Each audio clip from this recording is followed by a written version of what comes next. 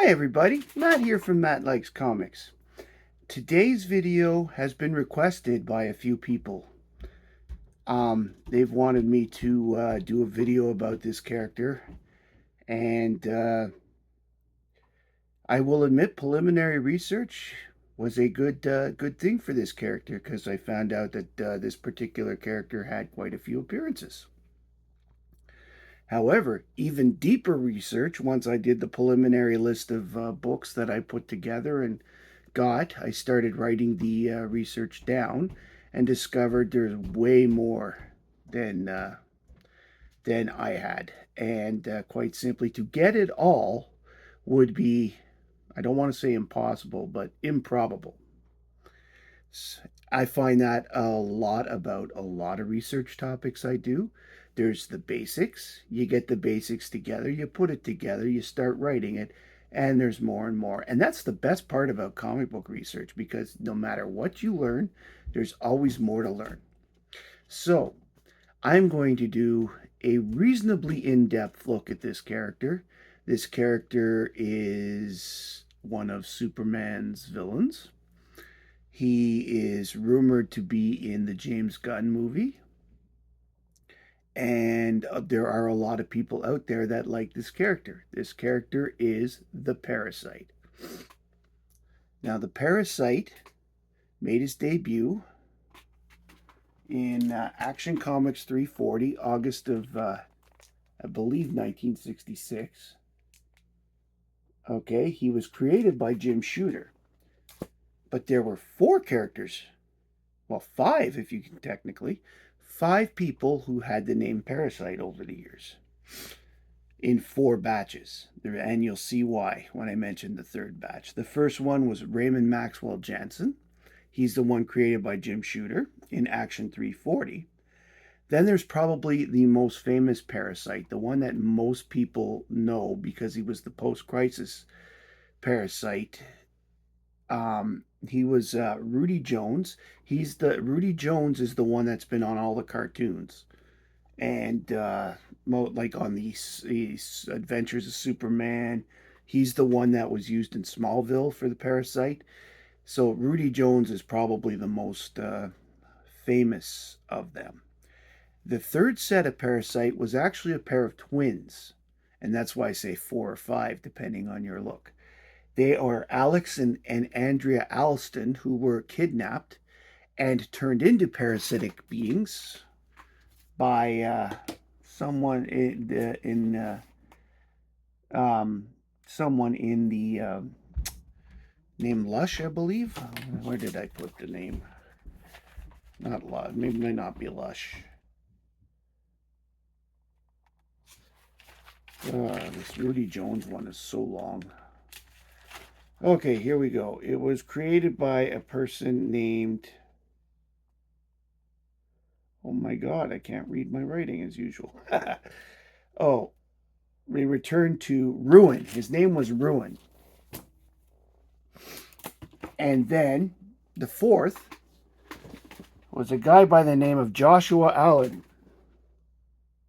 Coincidence? Okay. The Raymond Maxwell Jansen, as I said, was created by Jim Shooter in Action 340. Rudy Jones was created by John Ostrander and Joe Borkowski. He made his debut in Firestorm / Fury of Firestorm 58. He was not even he didn't even make his debut in a Superman book. Now he ended up fighting Superman all the time, but his debut was in Firestorm.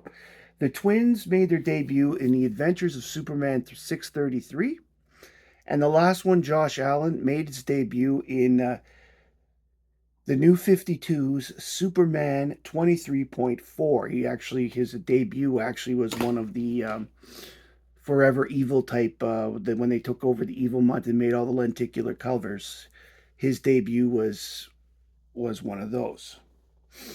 The powers, all parasites were temporarily able to remove life energy from their victims, and they would get the powers and the knowledge from their victims through this physical contact or physical closeness, depending on which parasite. Most of the first two were closeness, the last two were contact. In particular, Rudy Jones is strong because unlike the other parasites, there were time periods where he was able to retain the stolen powers longer, and in one or two cases, they became permanent. So, as a result, he became more of the powerful one. Now, without further adieu, let's get to the actual books. We'll start with the first parasite and the first appearance. This is Action Comics 340.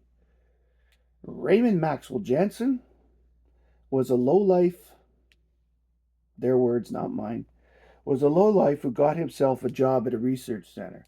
It's Star Labs, but they don't tell you that then because Star Labs itself isn't named until the 70s. Trying to steal the payroll, because back then a lot of companies paid in cash. Trying to steal the payroll, he opens the wrong container and ends up irradiating himself. And he becomes the parasite. He was able to absorb Superman's energy, but at one point he got too close and absorbed too much, and he disintegrates. And that's pretty much how this book stops. The next appearance is Action Comics 361. Note this great Neil Adams cover.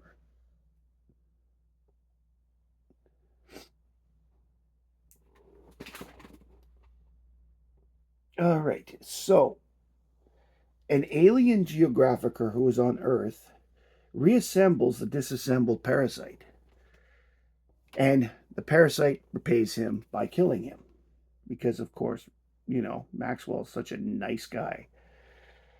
He goes after Superman again, but this time he tries to only absorb a bit at a time so that he doesn't get the same fate. But just as he's about to win, he is detained by intergalactic police and is taken for imprisonment off world. By the way, as I cover the books, I'm only going to cover the parts as they pertain to the parasite because some of the stories he's only got a minor role in, and I don't want to take up everybody's time with all the other stuff. The next one we've got is Superman 286. In this one, Luthor has made a spaceship to do a thing. He discovers that the parasite has actually taken over the spaceship, having escaped the intergalactic jail and finding his way back to Earth. And because while he was doing it, Parasite got close enough to Luthor to steal his intellect and his power of command and his voice. So by using that, he's actually able to command his team and the alien ships that are attacking Earth that Luthor had tried to use for his own plot. Luthor, however, manages to get a statue of Superman, which is right here. I would say the word is bathed with some sort of special organic force. That's what they call it, a strange organic force in the comic book. And he forces it to drain Parasite, and Parasite ends up on an Earth prison as a result. Next book, we've got Superman 299. Note the Parasite was on the cover this time, here up in the corner. This time, an alien has been hired to destroy the Earth. The Parasite is only a minor part of this story, though. He's only a mental projection, because the alien is using it to fight Superman with it. So there's not really an actual parasite appearance very much in this book. And this is what I'm talking about. I could get into the whole story about the alien and stuff, but really it has nothing to do with the parasite other than his image being used in mental projection. Next up, we've got Superman 322. Superman has lost complete control of his powers, and he decides to cover himself with a power sapping lotion. The parasite manages to steal the rest of his powers, what he has left. The military laser defense system is about to hit Metropolis as a result. Superman stops it.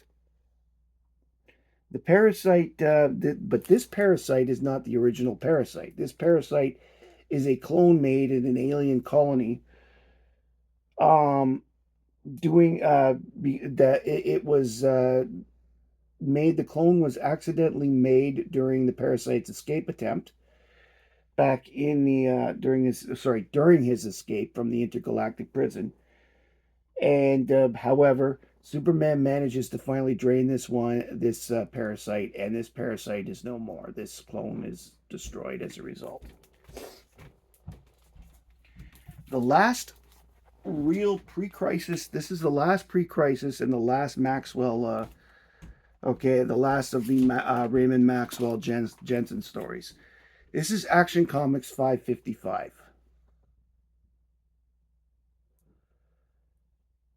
Okay, in this book, the parasite manages to return to Earth.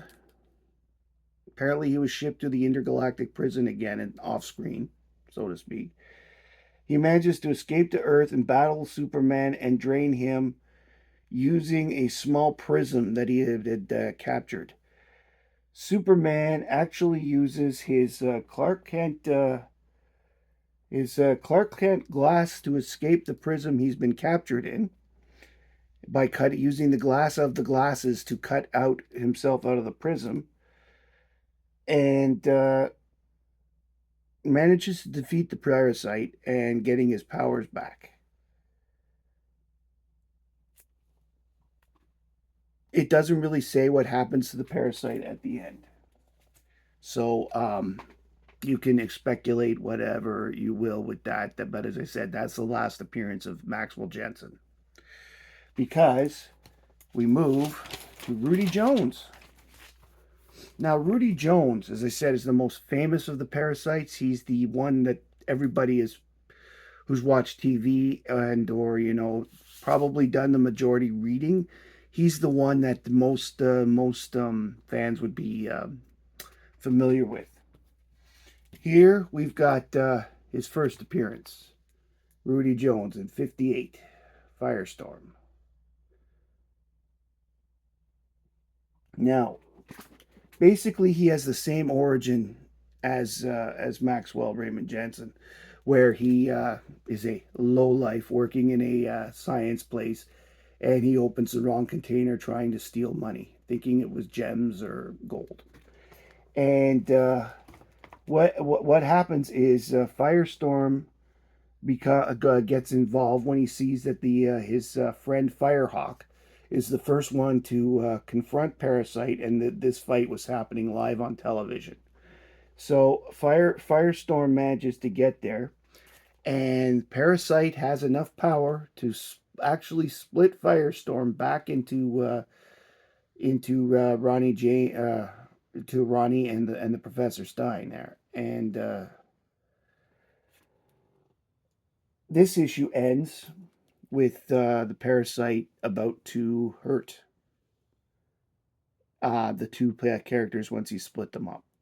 I do not have the follow up, and this is when I realized, like, this was when the research showed that Rudy Jones especially appeared in a lot more books than was originally found. Um, there are a lot of continued books that I don't have the second part to, or in one case the first part to, which is fine. This most comic collectors are like that, but that's not stopping me from talking about this because you requested it.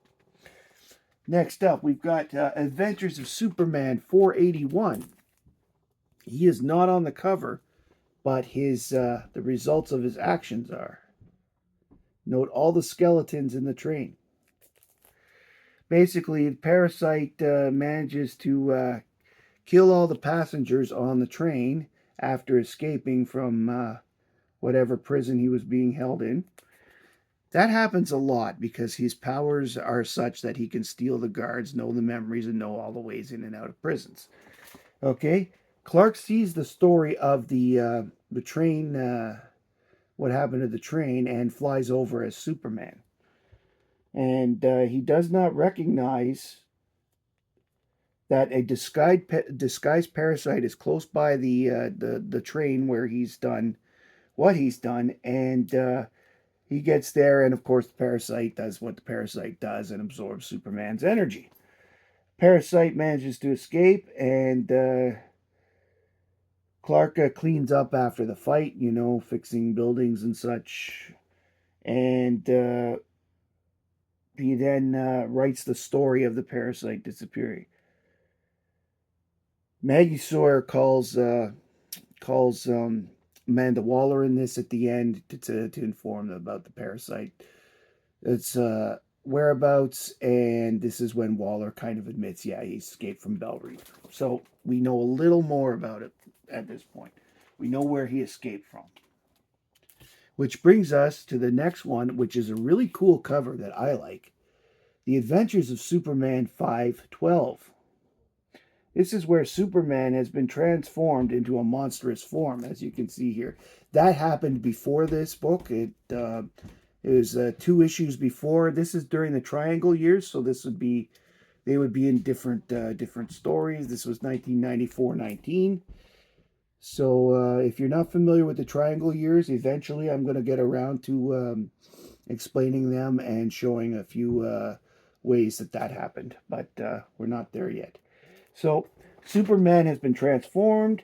He hears Lois calling for help because the parasite has attacked Lois. He's managed to been freed. He was freed from Project Cadmus, and he killed his rescuers because that's what he does. And then he tracks down the Superman through Lois yelling, and Superman and Parasite fight, and Superman takes the fight to the moon because he wants to save the city as much as possible and keep the parasite away from Lois. So once they get to the moon, um, basically the parasite punches Superman, and the story ends at that point. It moves on to the next issue. However, somehow in this storyline, the parasite absorbing the powers has actually made Superman turn back to normal during the fight, and that precedes him going to the moon. So where Superman gets his complete intelligence back and manages to do that. So the parasite for once actually had a positive effect on Superman, but again, it's Parasite and Superman, and this is what I'm saying. Superman gets knocked out, and then in the next issue, I'm not sure where it is because I couldn't find where exactly. The next issue did not carry the triangle thing did not carry the parasite story per se. Superman wakes up on the moon and wonders where the parasite is. That's pretty much it. So his next appearance is not in a Superman book, but it's in Superboy 6. Now, if that isn't the coolest cover you've seen in a long time, there's pretty few in and far between. Basically, he's returning to oh, this is the next step in the story. I'm just realizing because I'm seeing the dates on the so this is why I couldn't find one in the Superman. So returning to Cadmus with Superman, a man named Fred Benson wakes up from a nightmare about a monster. He then encounters the parasite, who is full of energy from the fight. And Superboy ends up fighting him and stopping him with power cables by overwhelming him with energy, like we've seen before. Sometimes when he absorbs too much, he gets defeated and stuff. Superboy manages to do this on his own, by the way.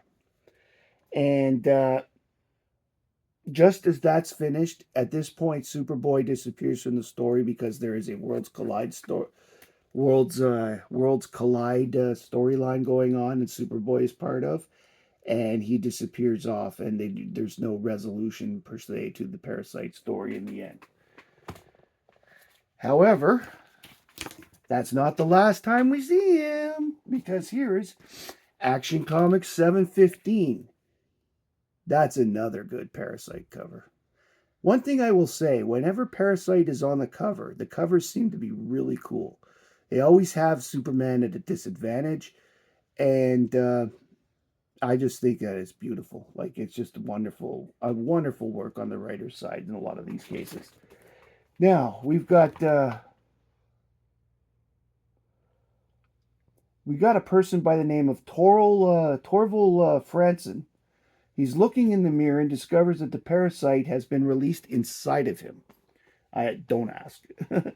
He goes on a destructive rampage, as parasites do, and has an internal dialogue with Rudy Jones because, for whatever reason, Rudy's in charge per se of the body going on and all the stuff. That's why it's considered to still be Rudy Jones and not Torvald. Parasite he actually runs from a fight from Superman, but Superman catches up to him, and the book ends again with the parasite draining Superman. However, the resolution is left to the next story, and it's pretty short, so I didn't bother with getting it. Basically, they get the parasite out of Torval, and somehow it's back. He's back in prison, leading to Adventures of Superman 552. You know, one thing this video I will say has done is I've done quite a bit. It made me do a lot of post-crisis in a video for once. It's an era that doesn't get enough love, I find. So maybe we'll start doing some more videos from that era. Okay. So here we got Intergang has stolen technology from Luthor Corp again. Meanwhile, Energy Superman. This is during the period, as you can see, where Superman was the big blue energy electric creature and not himself. Basically arrives at a dead body scene where the parasite is in the crowd. Parasite discovers that in this form he cannot absorb Superman's powers and is quickly defeated because, as you can see, he's not able to get strong, and Superman overwhelms him so quickly in this fight. This is probably the worst fight the Parasite has ever had in all of his appearances, where he barely got any traction whatsoever. Next up, we have Superman 157. Parasite has managed to disguise himself as Lois Lane and fight Superman, and that is referenced in the cover. Please note that Lois Lane is wearing purple. Mm-hmm. This is after he's had the encounter with somebody by the name of Strange Visitor. This Strange Visitor is the reason why Rudy Jones can retain some of the powers and memories that some of the other parasites could not on a regular basis, because when Rudy Jones, I don't have that appearance, it's in a different book, it's outside of the Superman thing. Basically, when he ends up with shape-shifting powers, which he keeps for a long time, and that's why he's able to disguise himself as Lois. And however, when the energy suddenly runs out, Parasite gets caught. He had managed to keep the powers for a lot longer this time, so it took Superman a little longer to take him down. But once he gets caught, at this point they know how to handle him. So Star Labs has figured out how to handle Parasite, so they're able to get him behind bars reasonably quickly. Which leads us to the last Rudy Jones appearances. Okay, here, these two books are together. So I'm going to show them. Okay, this is Superman 682 and Superman 684. Basically, in these two books, New Krypton, who have reappeared in thanks to Brainiac, Kandor is on Earth, and New Krypton. The Kryptonians have decided that all of Superman's villains are dangerous to them, so they go around rounding them all up and throwing them into the Phantom Zone. Now that's what's happened in 682. 683 is Superman fighting the Kandorians to get the Phantom Zone projector back, which he does, and he frees all of his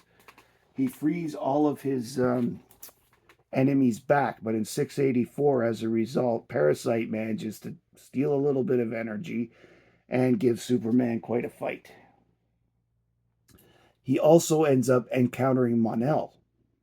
And in this storyline, Mon-El is still out. He's got his lead poisoning, but he's got the beginnings of a cure. So he's become a Metropolis cop during this to help while Superman was away on New Krypton. And Parasite captures Mon-El and decides he wants to try and use him as his power battery, because Daxamites are, as you know, are like Kryptonians. They do absorb the solar energy, so he'd be a replenished battery.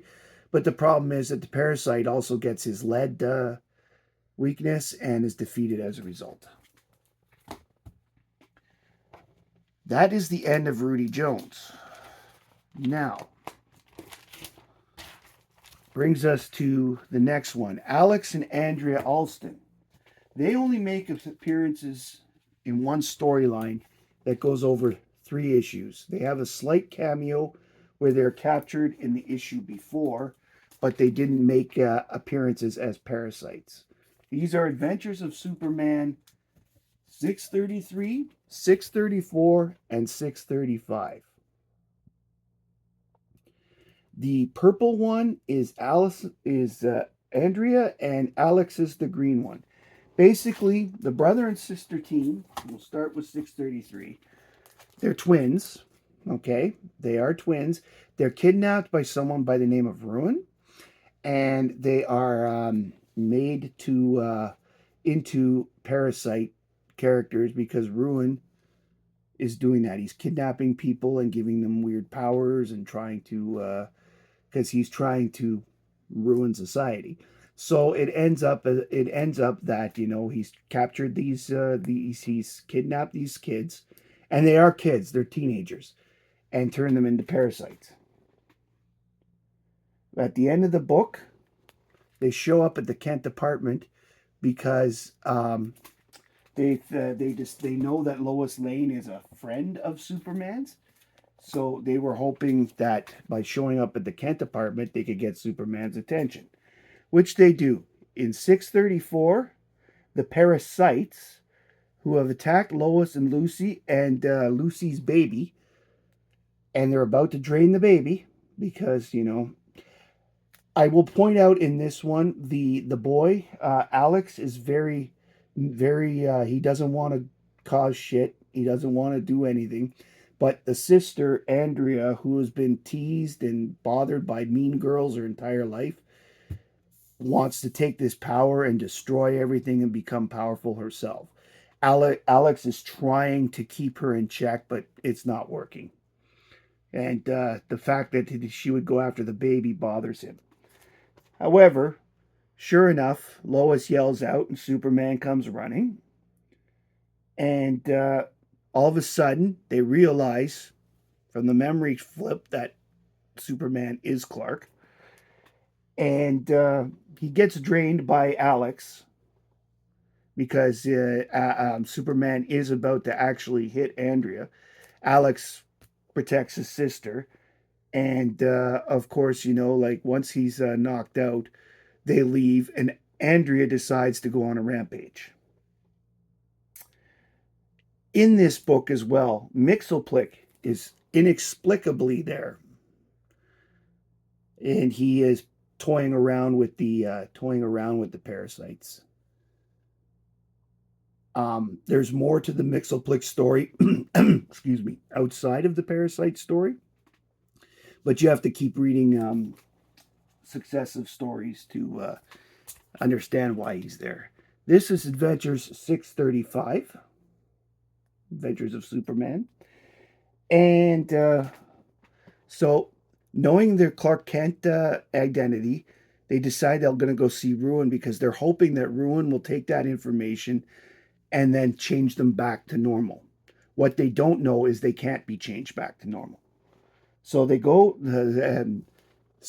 but Andrea in her state wants to continue the rampage. So she decides to go to a record store so she can also steal all the stuff she's wanted and never had. And Superman does finally recover and show up. And what he has done is he's gone to see John Henry and got a they've created a suit for fighting parasites that they used against Rudy Jones apparently after Rudy Jones kept getting in and out. So he's wearing this suit to go fight them. Sure enough, they start losing their power that they've absorbed as a result. And eventually, Alex gets to the point where he can't fight anymore. And to save Alex, Andrea surrenders. They are then captured and imprisoned in the special parasite thing. And this is the last time you ever hear of them. So, as far as you know, for the rest of Comicdom, they've been behind bars. And it's really actually sad because these are nothing but teenagers that have been manipulated and corrupted by Ruin and ruined as a result. The fourth one, Josh Allen, does not come into play at all until the New 52, and actually was not really used much either. Here's the lenticular book of the Parasite. This is Superman New 52 version 23/4, where they were all out in that month. Okay. Basically, the Josh has decided to commit suicide.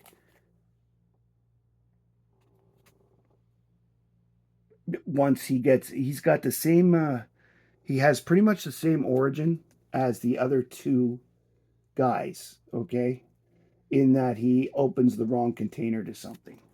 But the book starts with him in this form trying to commit suicide.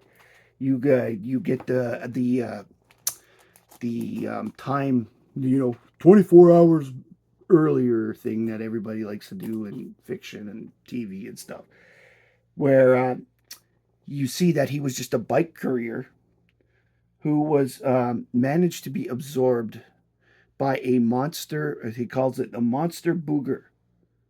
His girlfriend leaves. He tries to steal money, doesn't work, and she calls him a parasite because while he's hospitalized, he hasn't worked. She has paid all the bills. She's done whatever, and ends up, by himself or whatever. So he decides.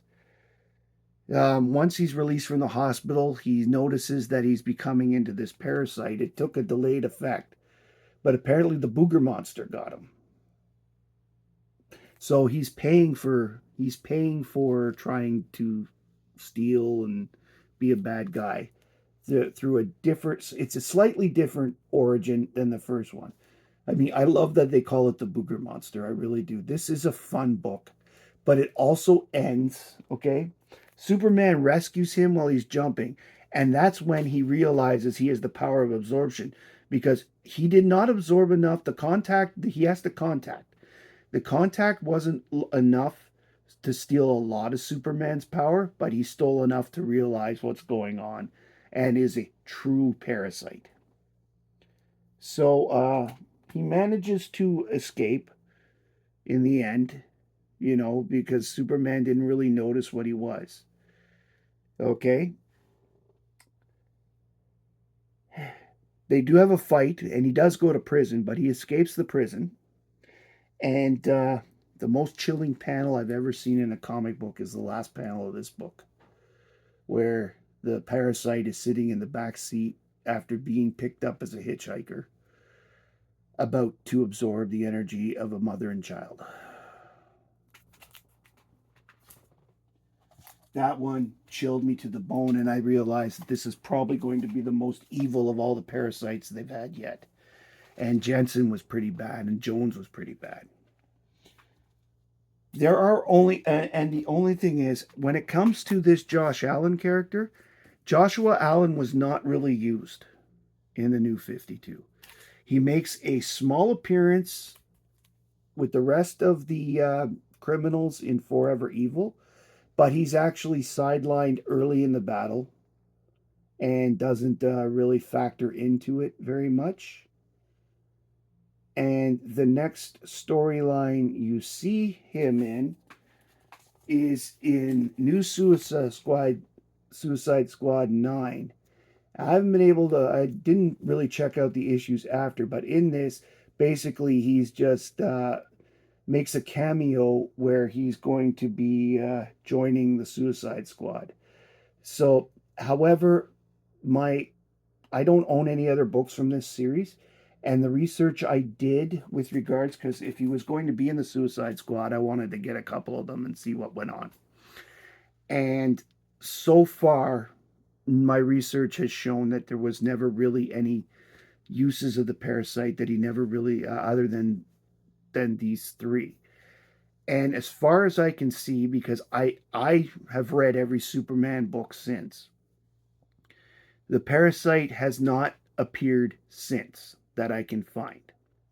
If I'm wrong, please point out down below. I'm as I said, research is something that I would never say definitely, other than like a definite first appearance or a definite, this is this storyline. Here's three. They don't show up anymore. Research is, especially in the comics, is never finite. There's always I there's always something missing. There's always something new to learn, and it's one of the reasons I like comic books is because there's so much. Like you could have every like at one point I thought I had every Supergirl appearance from the Bronze Age, and I just discovered 2 months ago that I was missing four. I've got all four since, but just four appearances that I didn't wasn't aware of because they weren't always on the lists that I had looked at and seen.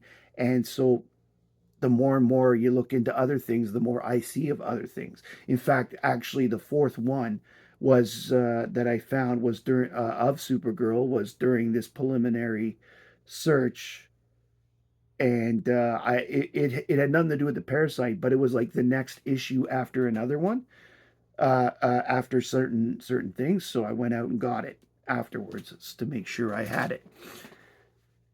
And so this is my video of the parasite. This is a lot of appearances. He was very powerful, but very stupid. It doesn't matter. It seems that no matter what version of the parasite you've got,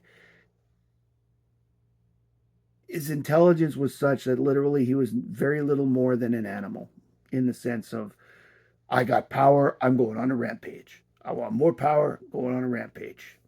And the cool thing, and the fact is, he kept managing to escape, as I said, because he kept stealing the powers and stuff.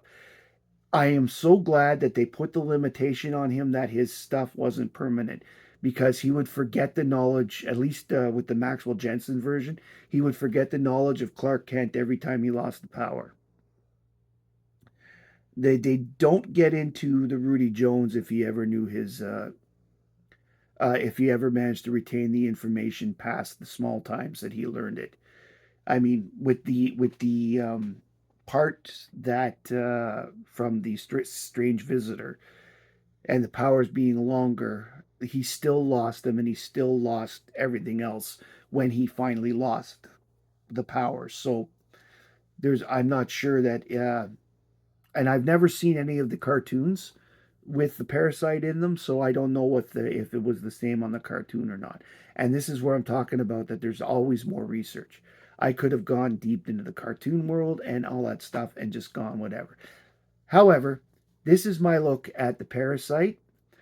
I hope you enjoyed this. Please like, subscribe, and comment below on if you have a favorite, if you don't have a favorite, if I've missed something that you want to see in a future episode with regards to the parasite. Please make a comment. I'll do what I can to have it on a future live broadcast. Um, to those that requested a parasite video, I hope this meets what you were expecting and hoping for it. I enjoyed doing it. As I said, I love doing the research.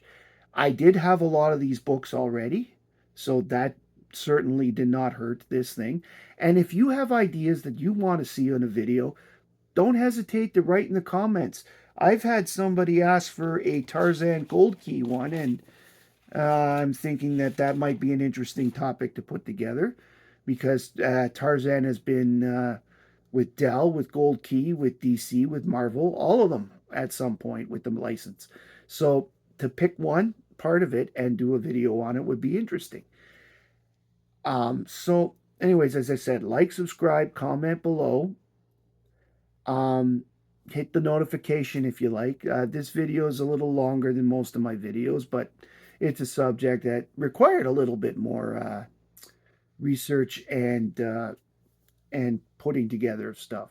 So, as I said, I hope let me know one way or another what you think. Because if more people like this and encourage me to do videos of certain topics they want to see, I will happily do so because it doesn't matter what the topic is. If it's in a comic book, I want to know it. If my name's Matt and I like comics, and I hope you do too.